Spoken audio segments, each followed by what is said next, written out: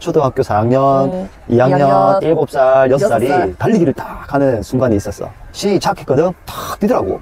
7살 엄청 빠르더라고. 딱 해서 거의 1등으로 탁 뒤지고 나가는데 걸려가지고 탁 넘어졌어. 친구가 갑자기 하면서 막 뛰어가는 거야. 남편, 나는 육아는 엄마만의 몫이 아니라고 생각해. 맞지? 아빠의 역할도 엄마의 역할만큼이나 너무나 중요하다는 생각이 들었어. 요즘 같은 맞벌이 시대 때는 더 그렇지. 더 그렇지. 맞벌이가 아니더라도 아이의 성장 발달에 있어서 아빠들의 역할이 너무나 중요하지. 그래서 오늘 우리 둘이서 산에 갔다 오면서 남편이 해준 이야기가 너무 재밌는 거야. 그래서 우리 이거 영상 만들자 하면서 내가 남편한테 제안했잖아. 그래서 그 이야기 좀 해줘. 지난주에 남편 고등학교 때 친구들 4명이서 아이들만 데리고 1박 2일 여행을 다녀왔잖아. 여행 다녀온 후에 남편이 서단계 3년이면 풍어를 읊는다고 늘 이렇게 내 앞에 앉아가지고 나의 부모 교육을 직관해 주잖아. 들어주고 그러다 보니까 남편이 이번에 친구들이랑 여행을 갔는데 친구들이 아빠로서의 포지션이 다 보인다라고 나 이렇게 이야기를 했어. 그 해석을 듣는데 난 너무 재밌는 거야. 나는 남편 친구들을 예전부터 알고 있었잖아. 그래서 그 친구들 성향이랑 연결이 되어서 들으니까 너무 재밌는 거야. 그래서 성향에 따라서 아빠의 별칭을 만들어가면서 설명을 좀 해줘. 첫 번째는 그 책임감 아빠 이야기부터 좀 해줄래? 그래. 이번에 이제 우리 고등학교 친구들하고 아빠 어디가? 하러 여행을 갔지. 갔잖아. 처음으로 갔어, 사실. 처음으로 갔고, 이제 애들이 뭐 초등학교 4학년, 뭐 2학년, 7살, 6살. 이렇게 되어 있었어. 4명 다 아들. 그 딸이 한 명 있었는데 딸은 안 왔어. 아들만 있으니까 걔는 이제 오기 싫다는 거야. 그런 나이가 돼버렸네. 그렇지. 그래서 아들 4명, 아빠 4명 이렇게 해가지고 이제 글램핑. 내가 이렇게 이제 부모 교육 강의를 많이 듣고 책도 보고 하다 보니까 뭔가 그 보이는 거야. 맞지? 보여. 자, 첫 번째 아빠는 책임감 아빠야. 그 친구 책임감 강하지. 책임감 진짜 강해. 인생 열심히 산다 이가. 진짜 열심히 살지. 아침에 6시 전에 일어나가지고 수영 쫙 하고 영어 공부도 쫙 하고 인생을 다 이렇게 플랜을 탁 짜가지고 계획적으로 탁탁탁탁 살아. 그거 멋있다 생각해. 맞아. 근데 그게 육아에 그대로 적용되지. 적용이 되더라고. 자식도 촘촘하게 엄청 열심히 키울 것 같은데. 뭐 나랑도 좀 비슷한 성향이 없지 않아 있어. 아침 일찍 일어나고 뭐 계획대로 좀 움직이고. 그런데 나는 이제 서당계 3년 됐다 아이가. 그러니까 좀 그런 게 보여. 그리고 좀 적용을 좀 하려고 하고 그 친구는 그 플랜을 그대로 좀 아이에게 적용시킨다. 이런 것들이 조금씩 더 보이더라고. 예를 들어줘. 우리가 거기 잔디밭이 이렇게 딱 넓게 있었어. 너무 좋더라고. 그 아이들하고 놀려고 뭐 야구공하고 배트 뭐 그다음에 축구공 이렇게 다 챙겨왔어. 야, 이 준비성이 철저하잖아.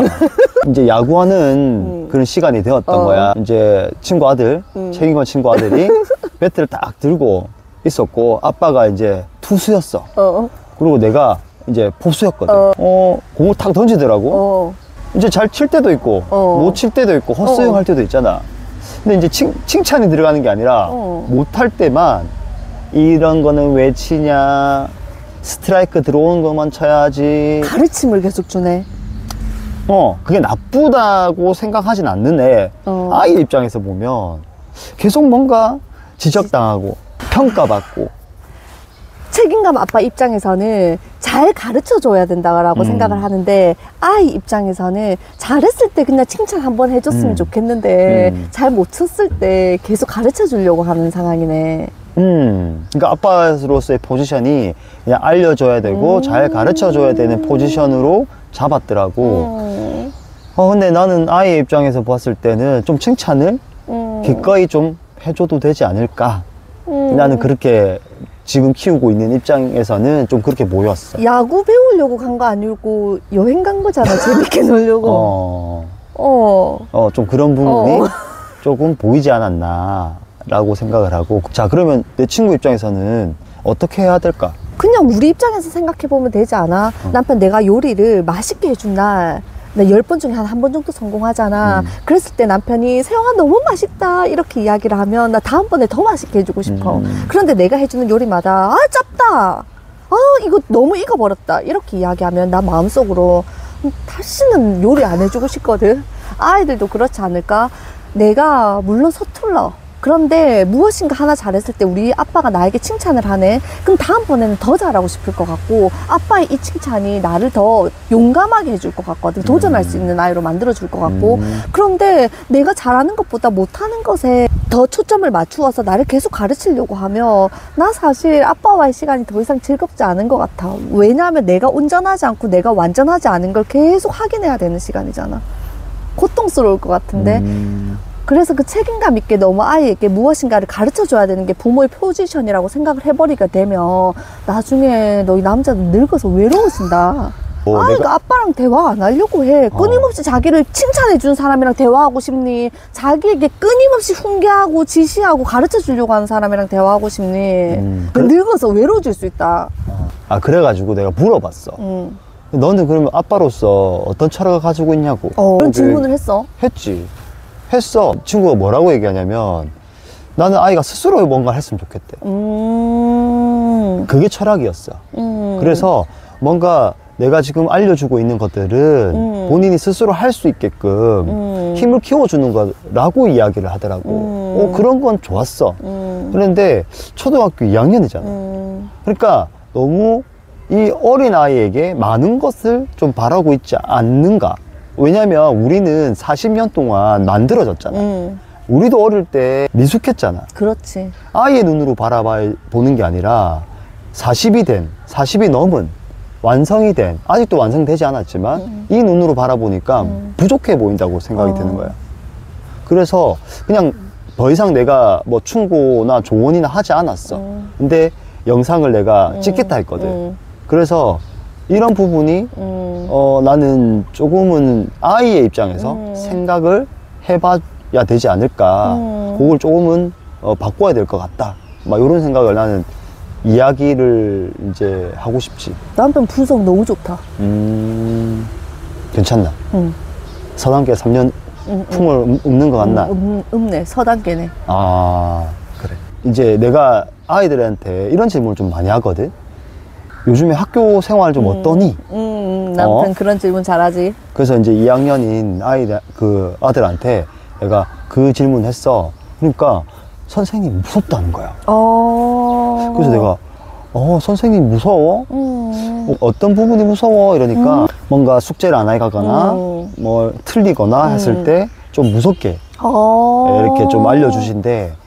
그래서 내 친구가 이렇게 방에 탁 들어와가지고 내가 너희 아들 선생님 무섭다 하던데?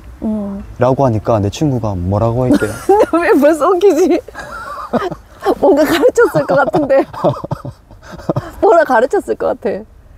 아니야. 그러니까 마음을 읽어준 게 아니라 가르쳤을 것 같다고. 뭐 그렇지. 선생님은 무서워하는 거 아니야 이렇게 가르쳤을 것 같은데. 선생님은 무서운 존재가 아니야. 선생님 왜 무서워? 그럼 아이 입장에서는 선생님을 무서워하는 내 마음이, 내 감정이 부정당했다는 생각이 들 것 같은데. 그러니까 난 그 생각이 들었어. 근데 내가 아빠가 아니잖아. 그래서 나는 그냥 입 다물었어.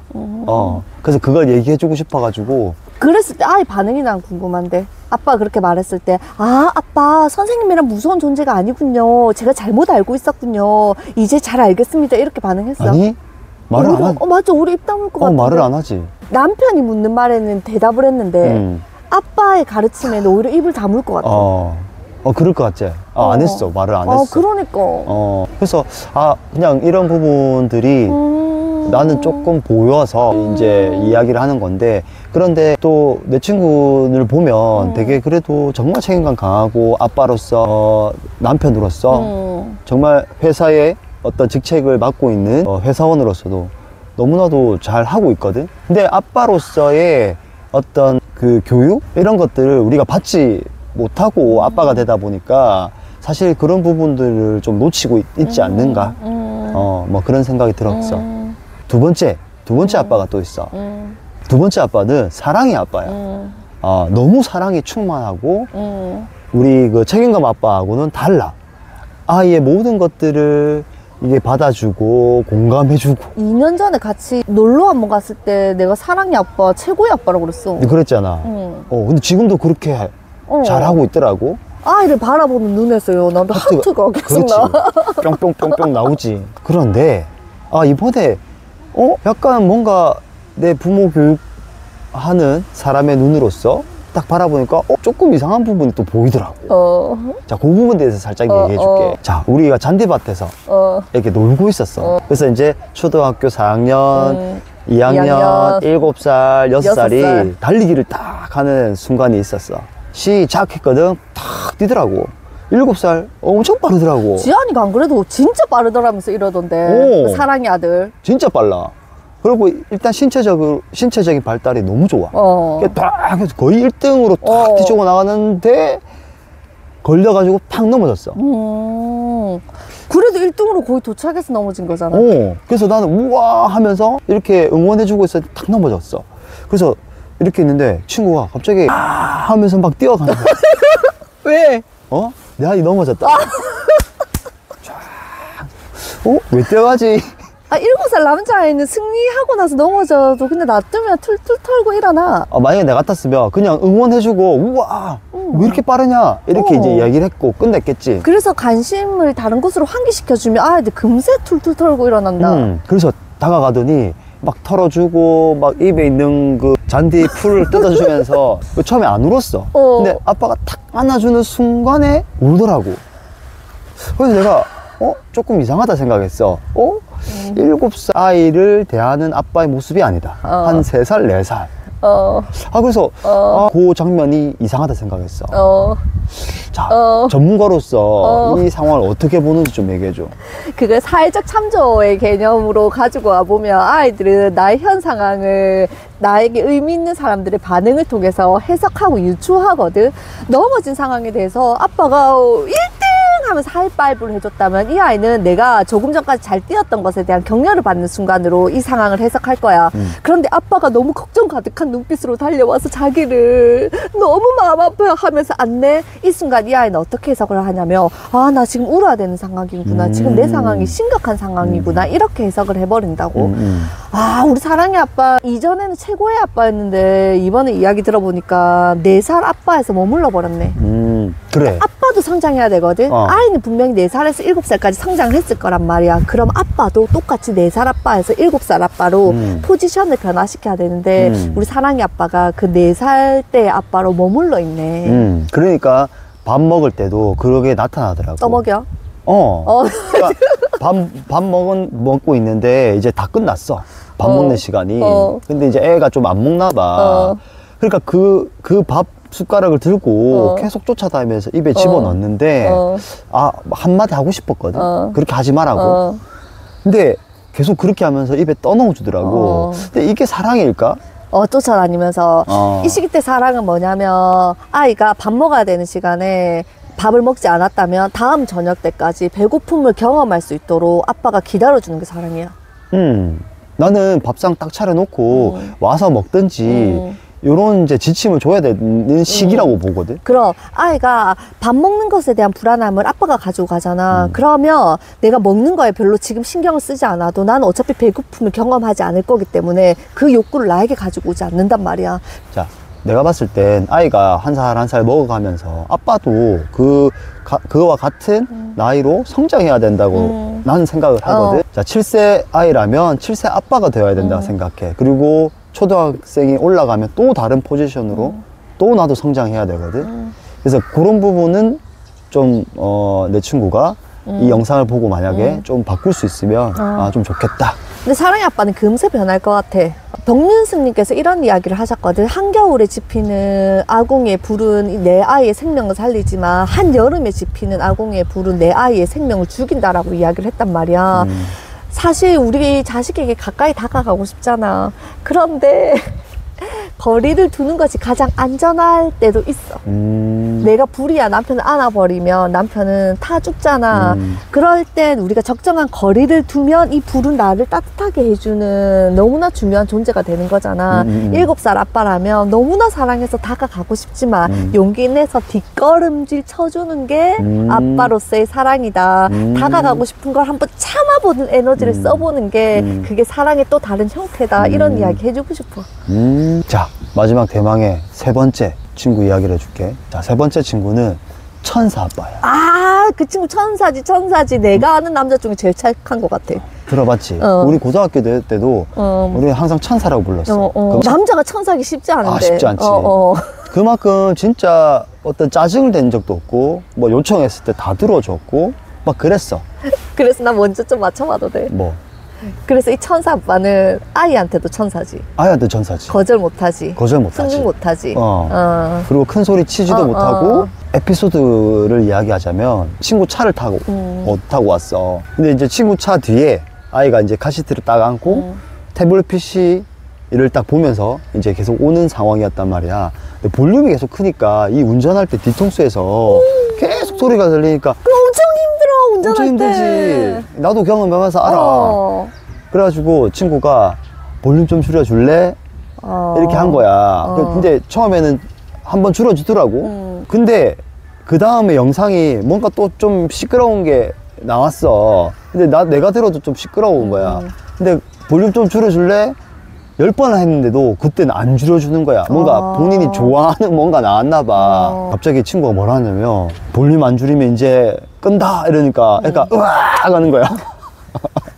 근데 그러고 진짜 껐어? 안 껐지. 왜냐면 달리고 있는 차에서 끌 수가 없잖아. 그렇게 학습 때문에 우리 아빠는 말만 저렇게 하고 그게 실행으로 넘겨지지 않으면 어느 날부터인가 아빠의 지도력 힘을 잃는다? 그래서 내가 그 얘기는 했어. 지금 이제 끌 수 없는 상황에서 이걸 끈다고 이야기했을 때 이 아이는 이미 아빠는 천사 아빠고 안 끌 걸 알고 그렇지. 학습됐어. 학습이 이미 됐어. 내가 봤을 때. 자, 그런 상태에서는 그럼 아빠로서는 어떻게 해야 돼? 내가 한 말을 내가 결과까지 연결될 수 있도록 지도해야 돼. 그게 결국에는 지도력이야, 남편. 아이에게 학습을 시키는 거지. 아, 우리 아빠가 안 된다고 한 건 끝까지 안 됐어. 이게 학습이 되어야 된다고. 무슨 말이냐면, 아, 소리 좀 줄여줄래? 이게 아니라 안전에 관련된 거기 때문에 소리 좀 줄여? 아빠 지금 운전하는데 불편해? 그래서 네가 줄여야 되는 정당한 이유를 설명을 해줘야지. 그런데도 아이가 줄이지 않잖아. 그랬을 때는 너 지금 줄이지 않으면 아빠 다음 쉼터에서 차 세울 거야. 그리고 우리 가족의 안전을 위해서 아빠는 핸드폰을 가져갈 수밖에 없어. 네가 선택하거라. 끌 건지 아니면 계속 소리를 높여서 갈 건지. 그런데도 아이가 소리를 줄이지 않았잖아. 진짜 내가 한 말의 결과를 아이가 배울 수 있도록 해줘야 돼. 쉼터에 차 세우고 진짜 핸드폰 아빠가 가져가야 돼. 그리고 그때부터 아이가 도착할 때까지 떼쓰는 건 우리가 감내해야 돼. 그 꼴을 봐줄 수 있어야 된다고. 그 경험을 한번 하고 나면 그 다음번에 아이가 어떤 게 학습이 되냐면, 아, 우리 아빠가 줄이라고 했었을 때 줄이지 않으면 우리 아빠는 진짜 가지고 가가 학습이 되거든. 그럼 아빠의 줄여줄래라는 소리에 기꺼이 지도록 안에 들어오는 거지. 그런데 아빠가 뺏어간다 해놓고 집에 도착할 때까지 계속 그 큰 소리로 봤어. 그럼 그 다음번에 아빠가 뺏어간다라는 말이 더 이상 힘을 가질 수 없지. 맞지. 근데 이거랑 좀 반대되는 또 상황이 또 하나 더 있었어. 뭐? 어떤 거냐면 전기 바이크를 우리가 빌려가지고 아이하고 같이 이렇게 공원을 타는 그런 걸 했었거든. 갑자기 천사 아빠가 없는 거야. 그래갖고 다 같이 타는 거였는데. 다 같이 아이 한 명씩 태우고 타는 거였어. 애가 없어. 아무리 찾아봐도 없는데 이렇게 막 가다 보니까 빨간 색깔 전화 박스 이렇게 사진 찍으라고 뭐 이런 포토존이지. 거기에 있는 거야. 그 애가 아들내미가 거기서 이제 계속 왔다 하고 문을 열고 뭐 전화 받는 시용하고 있고 친구는 거기서 사진 찍고 주고 있는데 시간이 꽤 지났는데도 안 오더라고. 그래서 우리가 갔어. 다른 사람들 기다리게 했네. 자기 아이의 그 탐색 시간을 위해서. 함께간 공동체에서 이 무리가 그 아이를 위해서 기다리는 상황이잖아. 그래서 우리가 갔어. 그래서 좀 기다려주고 우리 이제 다른 데 저기 가보자 하고 있는데 이제 애는 안 가고 아빠는 계속 기다려주고 있는 상황이었어. 어떻게 보면 기꺼이 유가일 수 있잖아. 아니야, 그거 기꺼이 유가 아니야. 그래서 이제 이 정도 놀았으면은 이제 저희 가자 했는데 애는 이제 계속 안 간다고 이제 이야기를 하더라고. 그러면 우리 먼저 갈게 하고 우리는 간 거야. 그러면서도 얘는 계속 거기서 더 오래 있었어.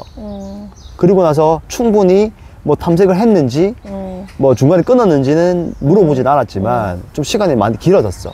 6살의 아빠라면 어느 정도 선에서 이야기를 해서 멈추어라, 그리고 우리는 다음 코스로 가야 된다라고 알려줘야 되는 그런 포지션이 있어야 되지 않나? 너무 중요해. 만일 아빠랑 나와 둘만의 여행이었다면 이 아이가 충분히 탐색할 수 있도록 기다려줄 수 있어. 그런데 인생은 내 마음대로 사라지는 게 아니거든. 세상살이가 그렇지 않잖아. 지금 우리를 위해서 저기 다른 팀 3명이 우리를 기다리고 있는 상황이야. 그랬을 때는 아빠가 이 아이에게 어떤 것도 알려줄 수 있어야 하냐면, 이거 계속 더 보고 싶구나. 그런데 우리를 위해서 저 팀이 지금 기다리고 있어. 그래서 오늘은 여기까지 보고 우리는 자리를 이동할 거야. 그래서 그 지침에 아이가 들어올 수 있도록 해줘야 돼. 인생이 내 마음대로 되는 게 아니라 어쩔 때는 감내해야 되고, 어떨 때는 내가 참아도 낼 수 있어야 되고, 견뎌낼 수 있는 힘을 그렇게 만들어주는 거거든. 아, 근데 좀 안타까운 게 조금 통제가 조금 안 된다. 딱 들어도 통제 안 될 것 같아, 아이. 앞으로 통제 더 안 될걸. 아빠가 지도력을 지금 상실한 상태야. 그 천사 아빠 언제 우리 집 한번 데리고 와. 지금 아빠의 지도력 회복이 시급합니다. 내가 개인 1대1 내가 도와줄 수 있다. 다음번에 내가 이야기를 해줄게. 그래도 이번에 이제 쭉 갔다 오면서 어떤 아빠의 어떤 모습들을 이제 좀 보게 되는 것 같아. 그래도 이번에 아빠하고 이 여행하면서 애들이 물 대신 사이다를 벌컥벌컥 마시는. 안 그래도 지안이가 엄마 이번 여행 너무 좋았어. 그래서 오 좋았어 했더니 엄마 아빠 친구들 잔소리 안 하더라. 우리 1박 2일 내내 물 한 잔도 안 마시고 사이다만 마셨어요. 사이다만 마셨대. 근데 너무 좋았대. 그게 너무 좋았대. 우리 사실은 어찌 보면 이번에 여행을 하면서 아빠들이 뭐 통제나 이런 것들 안 했어.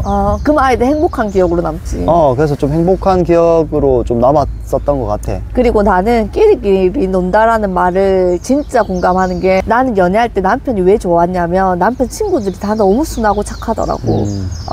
서로 결이 안 늦으니까 친구가 됐을 거잖아. 남편 친구들 다 너무 가정적이고 다 너무 착한 사람들이고, 그래서 남편도 저런 사람이겠다라고 내가 생각을 했거든. 네 친구들 다 훌륭해. 맞아.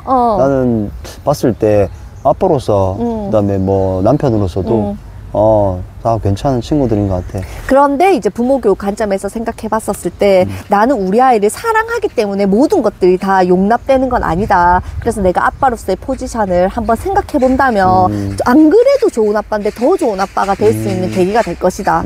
자, 그런데 여기서 남편 친구들이 우리 영상을 보잖아. 그러면 마음속으로 이렇게 생각할 것 같아. 이거 그냥 내 생각이야. 니는 이렇게 할 것 같거든. 너 지금 우리 지적했니? 서주는 지금 우리 3명 지적했니? 그럼 너는 대체 어떤 아빠니라고 물을 것 같아. 남편 어떤 아빠야? 자, 나의 아빠로서의 철학은 딱 하나가 있어. 난 알지. 딱 하나야. 우리 아이의 나이, 그 나이로 나도 똑같은 나이가 되는 거야. 그 눈으로 아이를 바라보는 거야. 우리 아이가 11살이면 나도 11살의 아빠인 거야. 그 관점으로 아이를 바라보고 내 11살인 내가 하기 싫은 걸 아이에게 강요하지 않아. 남편 11살 때를 생각해보면 나도 하기 싫었던 건 지금 지안에게도 강요하지 않네. 그래서 공부 안 시키시네요. 강요하지 않아. 그래서 내 최종 아빠로서의 꿈이라고 하면 딱 하나가 있는데 친구들한테 물어봤어. 혹시 지금 너네가 40 중반쯤이 됐을 때 인생에 고민이 많을 거야. 그 고민을 부모님한테 이야기하는 사람이 혹시 있어라고 내가 질문을 했어. 아무도 없어. 나도 하지 않아. 하지 않지. 나도 마찬가지야. 그래서 내 꿈은 내 아이가 30이 됐을 때, 40이 되었을 때, 삶에 고민이 생겼을 때 나에게 제일 첫 번째 질문해 줬으면 좋겠어. 나 이 얘기 처음 듣는다. 눈물 날 것 같은데. 그게 사실 나 아빠로서의 꿈이고. 지안이가 40대 때 남편은 70대일 거잖아. 그런데 그때 지안이가 아빠 나 이런 고민이 있는데 그 상의를 남편과 해주는 걸 꿈꾼다는 거잖아. 생각 못 해봤다. 그게 내가 아빠로 갈 동안에 내가 하고 싶은 꿈이야. 나는 가끔씩 지안이에게 좋은 엄마일까를 생각해 보거든. 그런데 나는 좋은 엄마가 맞다. 왠지 아니? 지안이에게 이런 아빠를 선물해 줬거든. 나는 가끔 내가 엄마로서의 역할을 잘 해 나갈 수 있는 그 원동력이 뭘까를 생각해 보면 나에게 너무 든든한 동지가 있어서인 것 같아. 우리 둘이가 한 편이라는 게 나는 너무 든든해, 남편.